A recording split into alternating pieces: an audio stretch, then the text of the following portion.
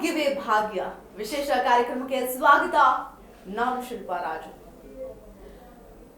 ವೀಕ್ಷಕರೇ, ಆರೋಗ್ಯ ಅಥವಾ ಮನುಷ್ಯರ ಆರೋಗ್ಯವಾಗಿ ಇರೋವರೆಗೂ ಕೂಡ ನಾವು ಪ್ರತಿಯೊಂದರಲ್ಲೂ ಕೂಡ ಆಸಕ್ತಿ ಇದ್ದೇ ಇರುತ್ತೆ. ಅಂದ್ರೆ ಒಂದು ಸಾರಿ ಏನಾದ್ರೂ ಸಣ್ಣ ಹೆಚ್ಚು ಕಡಿಮೆ ಆಯಿತು ಅಂತಂದ್ರೆ ಜೀವನ ಮುಗ್ದೇ ಹೋಯ್ತು ಅಂತ ಅಂದ್ಕೊಳ್ತೀವಿ. ಆದ್ರೆ ಎದೆ ಬಡಿತ ನಿಂತರೂ ಕೂಡ ಆ ಎದೆ ಬಡಿತವನ್ನ ಅಥವಾ ಆ ಹೃದಯವನ್ನ ಬದಲಾಯಿಸುವಂತಹ ಟೆಕ್ನಾಲಜಿ ಇವತ್ತಿನ ದಿನ ಬಂದಿದೆ ಅಂತಂದ್ರೆ ಅದನ್ನ ನಾವು ನೀವೆಲ್ಲರೂ ಕೂಡ ಒಪ್ಕೊಳ್ಳೇಬೇಕಾಗುತ್ತೆ. ಇವತ್ತು ನಾವು ಹಾರ್ಟ್ ಫೇಲ್ಯೂರ್ ಬಗ್ಗೆ ಮಾತಾಡ್ತಾ ಇದ್ದೀವಿ. ಅಷ್ಟೇ ಅಲ್ಲ, ಇನ್ ಕೇಸ್ ಹಾರ್ಟ್ ಫೇಲ್ಯೂರ್ ಆದ್ರೂ ಬದುಕಬಹುದಾ, ಹೇಗೆ ಹೃದಯ ಕಸಿ ಮಾಡೋದ್ರ ಮೂಲಕ, ಹೃದಯವನ್ನೇ ಬದಲಾಯಿಸುವ ಮೂಲಕ ಈ ಪ್ರೊಸೀಜರ್ ಯಾವ ರೀತಿ ಆಗಿದೆ, ಈ ಕುರಿತಾದ ಸಂಪೂರ್ಣ ಮಾಹಿತಿಯನ್ನ ಇವತ್ತಿನ ಈ ಕಾರ್ಯಕ್ರಮದಲ್ಲಿ ನಿಮ್ಮ ಮುಂದೆ ಇಡ್ತಾ ಹೋಗ್ತೀನಿ. ಇವತ್ತು ನಮ್ಮ ಜೊತೆಗೆ ಎಕ್ಸ್ಪರ್ಟ್ ವೈದ್ಯರು ಕೂಡ ಜಾಯ್ನ್ ಆಗ್ತಾ ಹೋಗ್ತಾರೆ. ನಮ್ಮ ಜೊತೆಗಿದ್ದಾರೆ doctor Bhagirath Raghuraman, senior consultant cardiologist, programme director heart transplant, Narayana institute of cardiac science, Narayana health city, Bangalore. ಹಾಗಾದ್ರೆ ತಡ ಯಾಕೆ, ವೈದ್ಯರನ್ನ ಕಾರ್ಯಕ್ರಮಕ್ಕೆ ಸ್ವಾಗತ ಮಾಡೋಣ. ಡಾಕ್ಟರ್ ನಮಸ್ಕಾರ, ಕಾರ್ಯಕ್ರಮಕ್ಕೆ ಸ್ವಾಗತ. ನಮಸ್ಕಾರ ಶಿಲ್ಪಾ ಅವರೇ. ಹೃದಯ ಅನ್ನೋದು ಬಹಳ ಇಂಪಾರ್ಟೆಂಟ್. ಹೃದಯ ಬಡಿತ ನಿಂತೋದ್ರೆ ಜೀವನೇ ಹೋಯ್ತು ಅನ್ನುವಂತಹ ಒಂದು ಕಾಲ ಇತ್ತು. ಆದ್ರೆ ಈಗ ಬದಲಾಗಿದೆ. ಸಮ್ ಕೇಸಸ್ ಅಲ್ಲಿ ಹಾರ್ಟ್ ಫೇಲ್ಯೂರ್ ಅನ್ನು ಕೂಡ ಟ್ರೀಟ್ಮೆಂಟ್ ಮಾಡಬಹುದು, ಅಥವಾ ಹಾರ್ಟ್ ಫೇಲ್ಯೂರ್ ಆದ್ರೂ ತದನಂತರದಲ್ಲೂ ಕೂಡ ಕಸಿ ಮಾಡಬಹುದು ಅನ್ನೋದು. ಅಲ್ಲಿ ಎಲ್ಲೋ ಒಂದು ರೀತಿಯಾಗಿ ಮರುಭೂಮಿಯಲ್ಲಿ ಒಯಾಸಿಸ್ ಅನ್ನೋ ರೀತಿಯಾಗಿ ಈ ತರದ ಟೆಕ್ನಾಲಜಿ ಮುಂದುವರೆದಿದೆ, ಆ ಟ್ರೀಟ್ಮೆಂಟ್ ಇದೆ. ಎಷ್ಟೋ ಜನಕ್ಕೆ ಇದ್ರ ಬಗ್ಗೆ ಮಾಹಿತಿ ಇಲ್ಲ, ಗೊತ್ತಿಲ್ಲ, ಅಥವಾ ಅರಿವಿಲ್ಲ ಅಂತಾನು ಹೇಳ್ಬೋದಾಗತ್ತೆ. ಈ ಕಾರ್ಯಕ್ರಮದ ಮೂಲಕ ಅದನ್ನ ತಿಳಿಸ್ಕೊಡೋ ಪ್ರಯತ್ನ ಮಾಡೋಣ.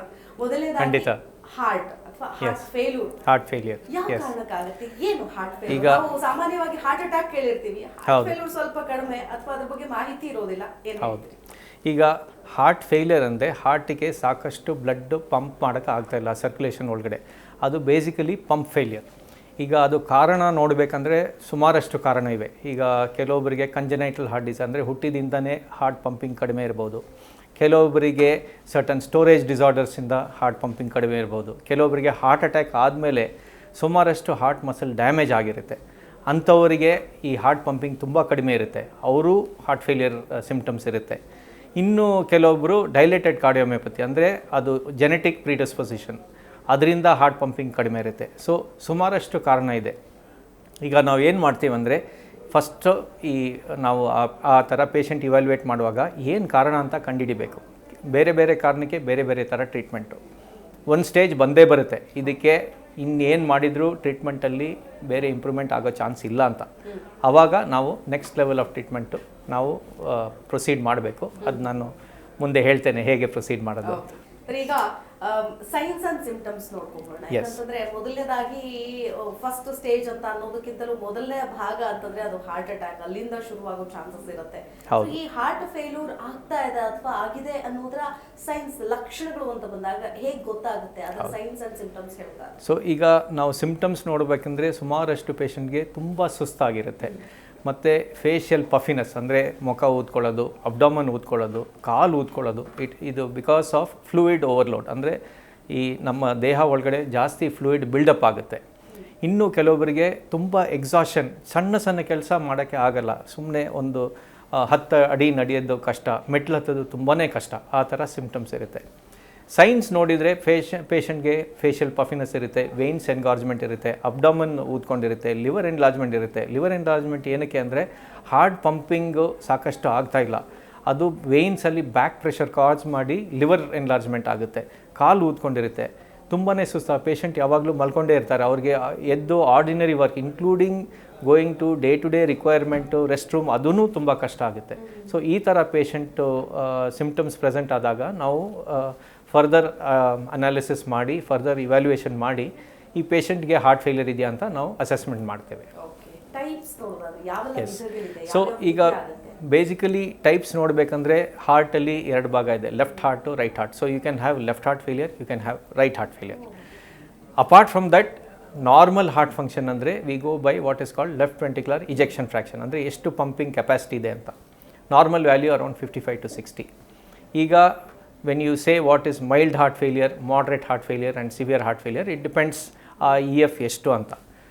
Apart from that further classification ನೋಡಬೇಕಂದ್ರೆ heart failure with reduced ejection fraction, heart failure with mid-range ejection fraction and heart failure with preserved ejection fraction.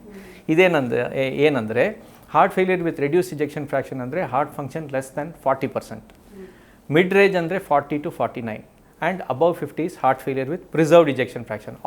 ಈ ಎಲ್ಲ ಪೇಷಂಟ್ಸ್ಗೂ ಬ್ರೆತ್ಲೆಸ್ನೆಸ್ ಇರುತ್ತೆ, puffiness of face, abdomen distension, swelling of it, all of them will have symptoms and signs of heart failure.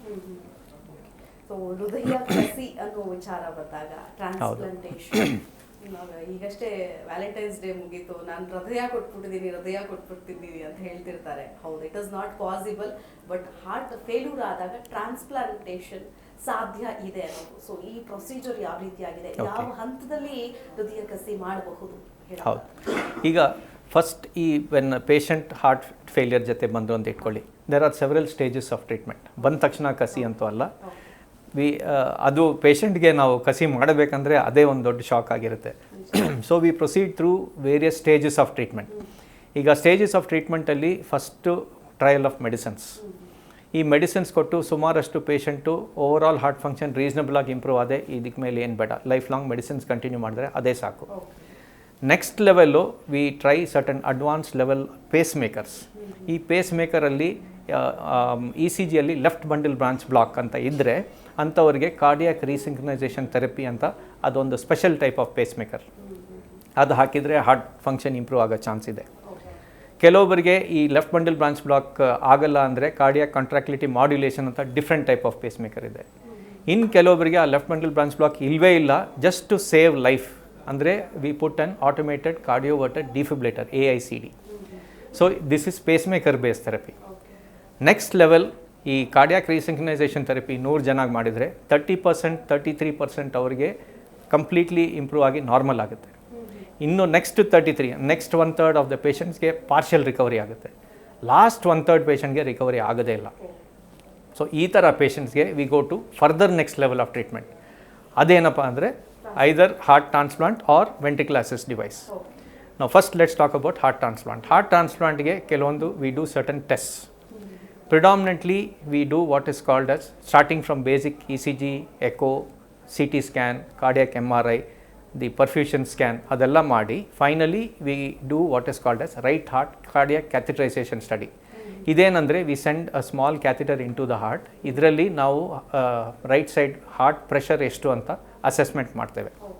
ಇದೇನಕ್ಕೆ ಮಾಡಬೇಕಂದ್ರೆ ಬರೀ heart failure ಮಾತ್ರ ಇದೆಯಾ ಅಲ್ಲ heart and lung failure ಇದೆಯಾ ಅಂತ. ಬಿಕಾಸ್ ಹಾರ್ಟ್ ಫೇಲಿಯರ್ ತುಂಬ ವರ್ಷ ಇತ್ತು ಅಂದರೆ along with that the right heart failure will also be there and ಅದರಿಂದ lungs also will get affected.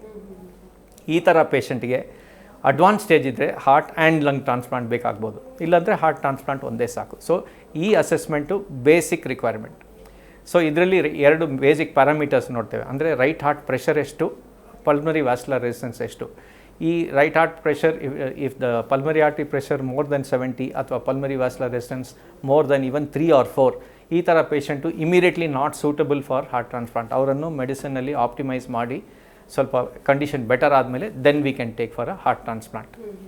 ಕೆಲವೊಂದು ಪೇಷಂಟ್ ಬರ್ತಾರೆ, supposing patient is 80-85 years old, heart failure ಇದೆ ಅಂಥ ಪೇಷಂಟ್, ಅಥವಾ very frail patient, very thin, over all 35-40 kg or he's having other systemic problems, ಅಂಥವ್ರಿಗೆ ಅದು ಕಸಿ ಮಾಡೋಕ್ಕೂ ಆಗಲ್ಲ. ಅಂಥ ಪೇಷಂಟ್ಗೆ we give what is called as an artificial heart pump. ನಾವು the pump is divided into 2-3 types. We have pump for right heart failure, we have pump for left heart failure, and we have for both the ventricles failure. That is, left heart is called as left ventricle assist device, right heart is called as right ventricle assist device, and both is called as total artificial heart. Andre entire heart function is taken over by machine. So these are the various options. Idರಲ್ಲಿ most interesting and fascinating is ಕಸಿ ಮಾಡೋದು. ಕಸಿ ಮಾಡೋದು ಏನಂದರೆ a person who is a donor, ಅಂದರೆ brain dead donor heart available ಇದೆ ಅಂತ ಇಟ್ಕೊಳ್ಳಿ, ಅದನ್ನು we get the information through Jeeva Sarthakathe, which is a government unit from in the department of health and family welfare.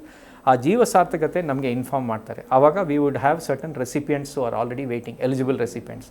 ಅದನ್ನು ಮ್ಯಾಚ್ ಮಾಡಿ ಯಾರಿಗೆ ಇದು heart most suitable ಅಂತ ನೋಡಿ ಅಂಥವ್ರಿಗೆ the entire heart is changed. ಈ ಪ್ರೋಸೆಸ್ 4 hour ಒಳಗಡೆ ಮುಗಿಸ್ಬೇಕು. ಸೊ ಈಗ ಟ್ರಾನ್ಸ್ಪ್ಲಾಂಟ್ ವಿಚಾರಕ್ಕೆ ಬರೋದಾದ್ರೆ, ಕಸಿ ಅನ್ನೋ ವಿಚಾರಕ್ಕೆ ಬರೋದಾದ್ರೆ, ಡೋನರ್ಸ್ ಬಹಳ ಮುಖ್ಯ ಆಗುತ್ತೆ. ಎಸ್. ಸೊ ಯಾರೆಲ್ಲ ಹೃದಯವನ್ನು ಕೊಡ್ಬೋದು ಅಥವಾ ಕಸಿ ಕೊಡ್ಬೋದು? ಸೊ ಡೋನರ್ಸ್ ಬಗ್ಗೆ ನೋಡೋದಾದ್ರೆ ಹೌದು. So donor generally should be in good health. ಅಂದರೆ okay, they might have died in some unfortunate circumstances like traffic accident. Generally younger donor ಇದ್ದರೆ the quality of the donor heart, donor organs ಇನ್ನೂ better ಆಗಿರುತ್ತೆ. So ಅಂಥ younger ಅಂದರೆ maybe 40-45 years ಒಳಗಡೆ if you get donor heart, the health of that heart. ಅದೇ 40-45 years. Older heart ಅಂದರೆ these are called marginal donors. ಅಂದರೆ supposing there is a 50-year-old donor. So ಈ ಥರ ಪೇಷಂಟ್ಗೆ we have to make more extensive test. ಅಂದರೆ ಇನ್ನೂ ಕೆಲವೊಂದು test ಮಾಡಿ ಡೋನರ್ ಹಾರ್ಟಿಗೆ ಆಂಜಿಯೋಗ್ರಾಮ್ ಮಾಡ್ತೇವೆ, ರೈಟ್ ಹಾರ್ಟ್ ಸ್ಟಡಿ ಮಾಡ್ತೇವೆ. ಇದು ಸೂಟಬಲ್ಲ, ಯಾಕಂದರೆ ನಮ್ಮ recipient may be just 25-30 years old. ಅವ್ರಿಗೆ 50-year-old ಹಾರ್ಟ್ ಹಾಕಬೇಕಂದ್ರೆ ಅದರಲ್ಲಿ ಆಲ್ರೆಡಿ ಬ್ಲಾಕೇಜಸ್ ಇರ್ಬೋದು, ಅದರಲ್ಲಿ ಆಲ್ರೆಡಿ ಹಾರ್ಟ್ ಫೇಲಿಯರ್ ಇರ್ಬೋದು. ಸೊ ಇದೆಲ್ಲ ಅಸೆಸ್ಮೆಂಟ್ ಮಾಡಿ ಅದು ಸೂಟಬಲ್ ಅಂದ್ರೇ ಅದು ತಗೊಳ್ಳಿ. So those are marginal donors. Usually 40-45 years ಅಂದರೆ reasonably healthy heart. In fact younger patient ಅಂದರೆ ಈವನ್ ಬೆಟರ್. ಸೊ ಆ ಥರ ಡೋನರ್ನ ನಾವು when we get the information, all complete assessment, complete set of blood test, complete set of analysis to see ಇದು ಸೂಟಬಲ್ಲ ಇಲ್ವಾ ಅಂತ ನೋಡಿ, ವರ್ಚುವಲ್ ಕ್ರಾಸ್ ಮ್ಯಾಚ್ ಅದು ಮಾಡಿ ಇದು ಸೂಟಬಲ್ ಇದೆ ಅಂದರೆ ಅಂಥ ಹಾರ್ಟನ್ನ ನಾವು ಅಕ್ಸೆಪ್ಟ್ ಮಾಡ್ತೇವೆ. ಈ ವೈಟಿಂಗ್ ಪೀರಿಯಡ್ ಅನ್ನೋದು ಬಹಳ, ಅಂದ್ರೆ ಯೂಶಲಿ ಸಿಗುತ್ತೆ, ಸಿಗದೆ ಇದ್ರೂ ಹೇಳಕ್ಕಾಗಲ್ಲ ಅನ್ನುವಂಥ ಚಾನ್ಸಸ್ ಇರುತ್ತೆ. ಈ ಸಂದರ್ಭದಲ್ಲಿ ಈ ಪ್ರಿಫರೆನ್ಸ್ ಯಾರಿಗೆ ಹೋಗುತ್ತೆ ಡಾಕ್ಟರ್? ನೀವು ಹೇಳಿದ್ರೆ ಈಗ ಆಲ್ರೆಡಿ ತುಂಬಾ ವಯಸ್ಸಾದವ್ರಿಗೆ ನಾವು ತುಂಬಾ ಚಾನ್ಸ್ ರಿಸ್ಕ್ ತಗೊಳ್ಳಲ್ಲ. ಸೊ ಸಿಕ್ಕರೆ ಓಕೆ ಪ್ರೊಸೀಡ್ ಅಂತ. ಸೊ ಆ ಒಂದು ಏಜ್ ವಿಚಾರ ಅಥವಾ ಇದೇನಾದ್ರೂ ಮ್ಯಾಟರ್ ಆಗುತ್ತೆ? ಮೊದಲ ಆದ್ಯತೆ, ನಂತರದಲ್ಲಿ ಇವರಿಗೆ ಆ ಥರ ಏನಾದರೂ ಇರುತ್ತಾ? ಇಟ್ಸ್ ಏಜ್ ಕ್ರೈಟೀರಿಯಾ ಅಂದರೆ above 70 years it is a team decision. ಈ ಥರ ಪೇಷಂಟು ನಾವು ತಗೊಳ್ಬೋದಾ? ಈಗ ಸಪೋಸಿಂಗ್ ನಾವು ಆ ಥರ ಪೇಷಂಟ್ ಸೆಲೆಕ್ಟ್ ಮಾಡಿದ್ರೂ ಆ ಪೇಷಂಟ್ ರಿಕವರಿ ಎಷ್ಟು ಒಳ್ಳೆ ಚಾನ್ಸಸ್ ಆಫ್ ರಿಕವರಿ ಇದೆ ಅಂತ ಅಸೆಸ್ಮೆಂಟ್ ಮಾಡಬೇಕು. ಸೊ ಬಿಲೋ 70 ಅಂದರೆ chances of recovery is better, provided over all health, other organs, diabetes, hypertension, high cholesterol, ಇದೆಲ್ಲ assessment, kidney functions, liver functions, ಇದೆಲ್ಲ ಅಸೆಸ್ಮೆಂಟ್ ಮಾಡಿನೇ ನಾವು ತಗೊಳ್ಳೋದು.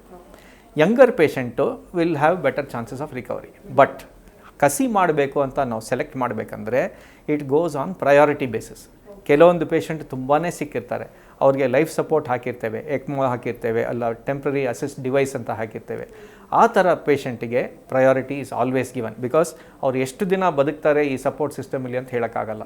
ಅಂಥವ್ರೆ they are classified as emergency or super urgent listing. ಅಂಥವ್ರಿಗೆ first next available heart ಅದು ಅವ್ರಿಗೆ ಹೋಗುತ್ತೆ. ಬೇರೆ ಸ್ಟೇಬಲ್ ಪೇಷಂಟ್ಸ್ಗೆ they are depending on waiting list of ಯಾವಾಗ ರಿಜಿಸ್ಟ್ರೇಷನ್ ಆಗಿದೆ, ಯಾವಾಗ ಟೆಸ್ಟ್ ಕಂಪ್ಲೀಟೆಡ್ ಆಗಿದೆ, ಅದ್ರ ಮೇಲೆ, and of course the blood group and other assessments, ಅದರಲ್ಲಿ ಅವರು they get into the regular waiting list. But always there is emergency and priority listing for sick patients, those who are on life support. ಒಂದೊಂದು ದಿವಸನೂ it precious for them. ಅಂಥವ್ರಿಗೆ you cannot keep them waiting indefinitely. So next available donor heart match ಆಗಿದ್ನ ಅದು ಅವ್ರಿಗೆ on priority basis. For a person, ಈಗ supposing waiting ಪೀರಿಯಡಲ್ಲಿ, regular waiting period ಅಂದರೆ it will take about 2-3 months, sometimes 4 months. ಅಷ್ಟು ತನಕ ನಾವು we maintain on medicines and phase makers and those kind of other support systems. But ಈ urgent listing next available heart,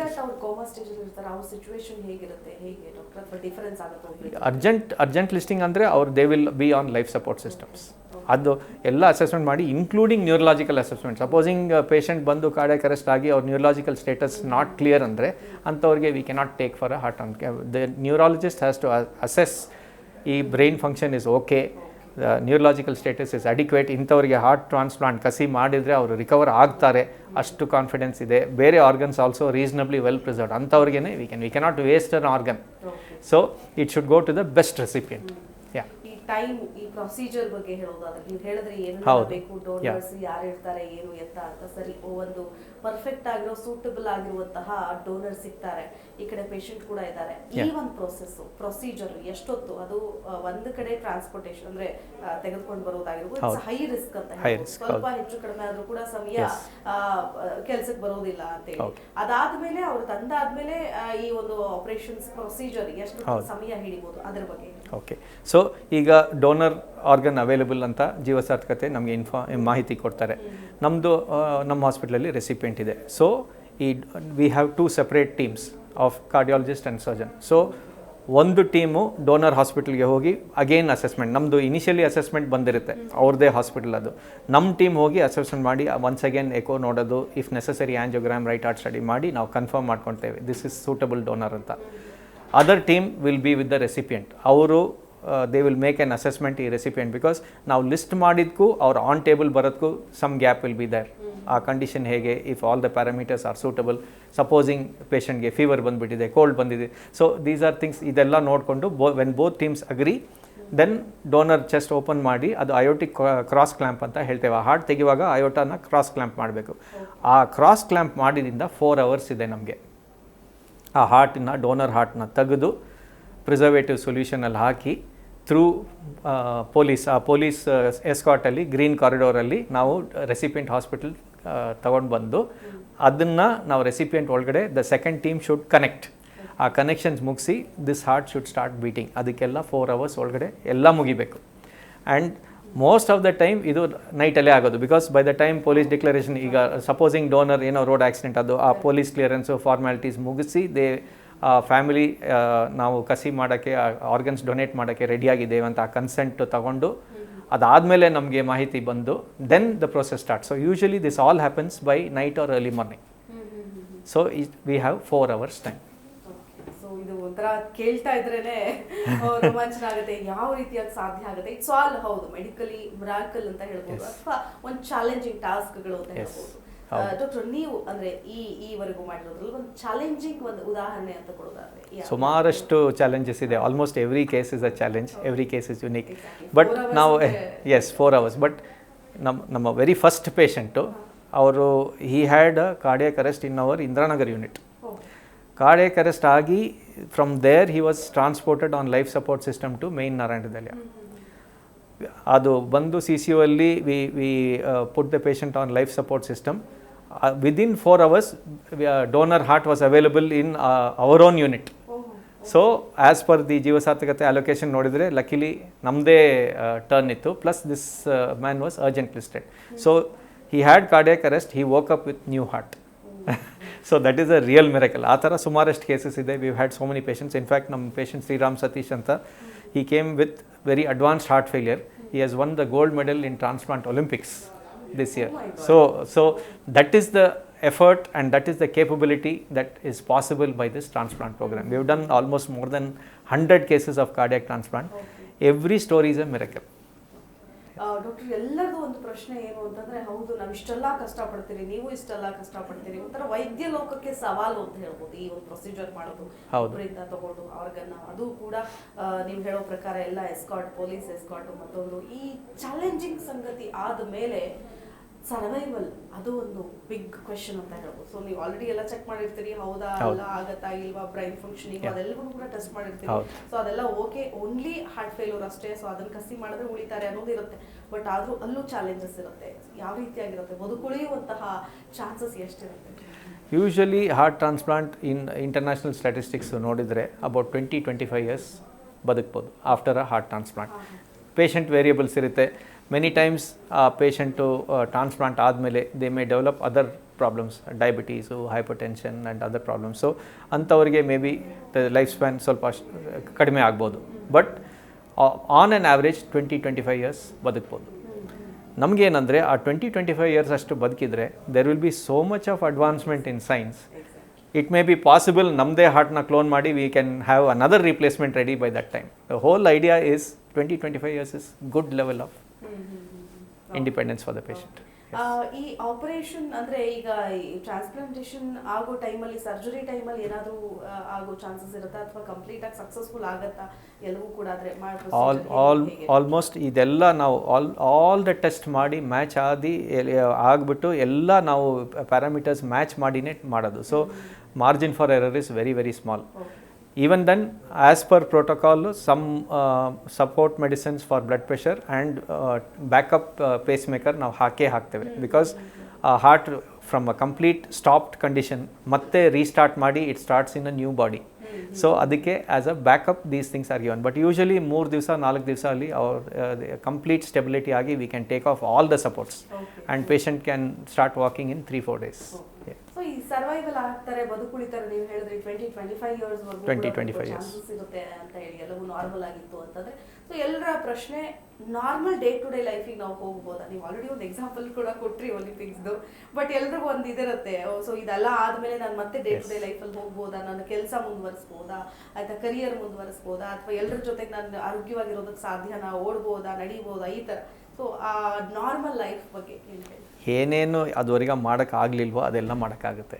patient can walk, patient can run, he can resume his day to day work, he can be productive. Above all, they say the best thing is you can live with dignity. ಯಾರ support ಬೇಕಾಗಿಲ್ಲ. On their own they can live, they can fulfill their day-to-day requirements, they can earn their own money and they can live life with their head held high. Dignity, that's important. ಏನಿದ್ರೂ ಲೈಫಲ್ಲಿ ಮರ್ಯಾದೆ ಇರುತ್ತೆ, that they are independent. The most important thing of transplant is that ability to live life on your terms possible. ಈಗಿರುವಂತಹ challenges ಹೇಗಿದೆ doctor? ಯಾಕಂತಂದ್ರೆ donors ಸಿಗ್ತಾ ಇದ್ದಾರಾ, awareness ಮೂಡ್ತಾ ಇದೆಯಾ? ತುಂಬಾ ಜನರಲ್ಲಿ ಅವೇರ್ನೆಸ್ ಮೂಡಿಸುವಂತಹ ಅವಶ್ಯಕತೆ ಇದೆ. ಈ ತರದ ಆಕ್ಸಿಡೆಂಟ್ಗಳು ಪ್ರತಿದಿನ ಸಾಕಷ್ಟು ಆಗ್ತಾನೆ ಇರುತ್ತೆ. ಬ್ರೈನ್ ಡೆಡ್ ಆಗುತ್ತೆ ಫಸ್ಟ್, ಅದಾದ್ಮೇಲೆ ಬೇರೆ ಬೇರೆ ಆರ್ಗನ್ಸ್ ವರ್ಕಿಂಗ್ ಅಲ್ಲಿ ಇರುತ್ತೆ. ಬಟ್ ಒಂದಷ್ಟು ಮೂಢನಂಬಿಕೆಯಿಂದ ಪೇಷಂಟ್ ಕಡೆಯವರು, ಯಾಕಂದ್ರೆ ಆ ನೋವಿನಲ್ಲಿ ಇರ್ತಾರೆ ಮೊದಲೇನೆ, ಆ ಟೈಮಲ್ಲಿ ಹೋಗಿ ನೀವು ಡೊನೇಟ್ ಮಾಡ್ತೀರಾ ಅಂತ ಕೇಳೋಕ್ಕೂ ಆಗಲ್ಲ. ಬಟ್ ಇನ್ ಪ್ರಾಕ್ಟಿಕಲಿ ನೋಡಿದ್ರೆ ಇನ್ನೊಂದು ಯಾವುದೋ ಜೀವ ಉಳಿಯುತ್ತೆ, ಒಂದ್ ಯಾಕೆ 2-3 ಜೀವನ ಬೇರೆ ಬೇರೆ ರೀತಿಯಾಗಿ ಉಳಿಸಬಹುದು ಅಂತ ಹೇಳ್ತಾರೆ. ಸೊ ಈ ಅವೇರ್ನೆಸ್ ಬರಬೇಕಾಗಿದೆ, ಅವಶ್ಯಕತೆ ಇದೆ. ಸೊ ಆ ಒಂದು ನಿಟ್ಟಿನಲ್ಲೂ ನಾವು ಈ ಕಾರ್ಯಕ್ರಮವನ್ನು ಜನರ ಮುಂದೆ ಪ್ರಯತ್ನ ಮಾಡ್ತಾ ಇದ್ದೀವಿ. ಈಗ ಸಾಕಷ್ಟು ಅವೇರ್ನೆಸ್ ಈಗ ಇಂಪ್ರೂವ್ ಆಗಿದೆ. ಇನಿಷಿಯಲಿ ನಾವು ಪ್ರೋಗ್ರಾಮ್ ಸ್ಟಾರ್ಟ್ ಮಾಡಿದಾಗ ಅಷ್ಟೊಂದು ಅವೇರ್ನೆಸ್ ಇರಲಿಲ್ಲ. But if you see now the amount of awareness, so many public lectures are there, government has made so many initiatives, and overall the campaigns, so the publicity, the role of media, the press, and ನಮ್ಮ transplant survivors, they are our brand ambassadors. ಅವರು ಎಲ್ಲ ಕಡೆ ಹೋಗಿ, my patient Shriram Satish after winning gold medal, he has publicized so much the awareness for heart transplant. So ಅದೆಲ್ಲ ನೋಡಿದರೆ the awareness has greatly increased, the number of donors has significantly improved. Agreed, ಅದು time of grief to donate an organ, but one thing is ನಮ್ಮ ಲೈಫಲ್ಲಿ we can ourselves give it that we want to donate our organs when we die. That consent form is available with Jeeva Sarthakate. Innondu, once we have passed on, the family can consent on our behalf. So all these things now, ಈಗ families ಅಲ್ಲಿ ನೋಡಿದರೆ ಇದ್ರ ಬಗ್ಗೆ discussion ನಡೀತಾ ಇದೆ. Okay, supposing a person passes on, is the family willing to donate organs? So ಇದು ಒಂದು ಮಹಾದಾನ. ಅದು ಸಪೋಸಿಂಗ್ ನಾವು ನಮ್ಮ ವಿಶಸ್ನ ಕ್ಲಿಯರ್ ಮೊದಲೇ ಮಾಡಿದರೆ, supposing we give hour consent, it makes so many other people survive. Once we die, we don't need these organs anymore. But so many lives can be saved with these organs. So that is a very, very big gift that you can give back. Doctor, ಈಗ donors ಅಂತ ಬಂದಾಗ ಒಂದು ನಾವು accident cases ತಗೊಂಡ್ವಿ, ಅದ್ರ ಹೊರತಾಗಿ ಮತ್ತೆ ಯಾರೆಲ್ಲ ಡೊನೇಟ್ ಮಾಡೋದಕ್ಕೆ ಚಾನ್ಸಸ್, ಅರ್ಹತೆ ಇರುತ್ತೆ, ಯಾವ ಡೆತ್ಸ್ ಅಂತ ಹೇಳ್ಬೋದು, ಅದ್ರ ಬಗ್ಗೆ? So ಕೆಲವೊಂದು the thing is bleeding in the brain. So when there is infarct, or there is a hemorrhage, or there can be lung issues, or there can be other accidental deaths, there can be suicides. So in all of these, once the police ಅವರು investigation ಮಾಡಿ clear ಮಾಡಿದ ಮೇಲೆ organs can be donated.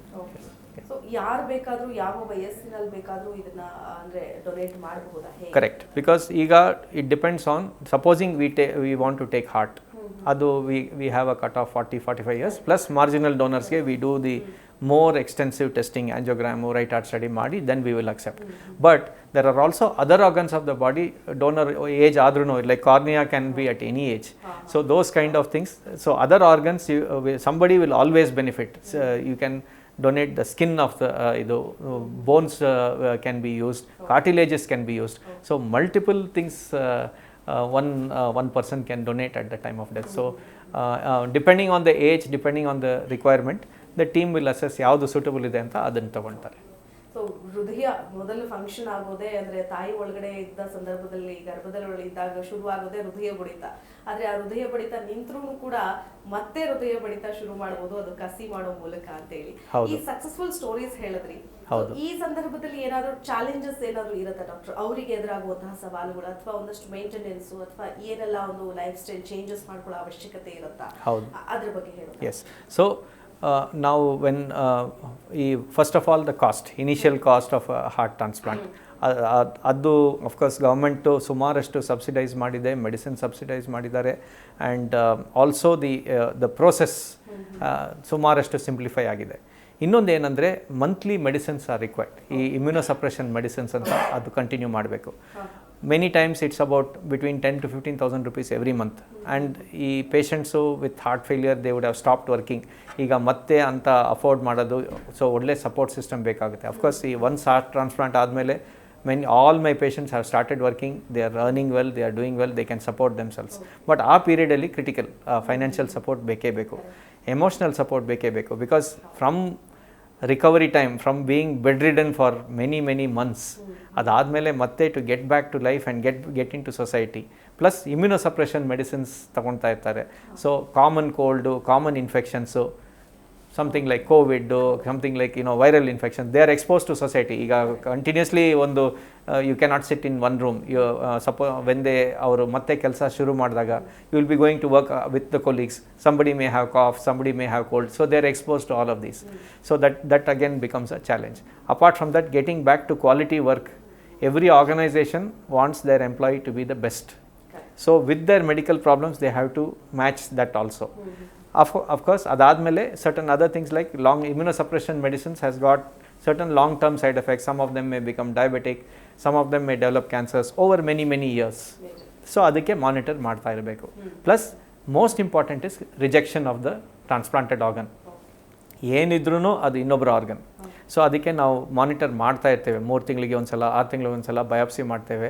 ಈಗ ನಾವು there is a new blood test called as donor derived cell free DNA. ಅದರಲ್ಲಿ ಆ blood sample draw ಮಾಡಿ ಈ ಹಾರ್ಟ್ ಹೇಗೆ, ಹೆಲ್ತ್ ಹೇಗಿದೆ, ಏನಾರು ರಿಜೆಕ್ಷನ್ ಚಾನ್ಸಸ್ ಇದೆಯಾ. ರಿಜೆಕ್ಷನ್ ಅಂದರೆ ನಮ್ಮ ಬಾಡಿ, ನಮ್ಮ ದೇಹ ಆ ಆರ್ಗನ್ನ ಆಕ್ಸೆಪ್ಟ್ ಮಾಡ್ತಾ ಇಲ್ಲ ಅಂತ.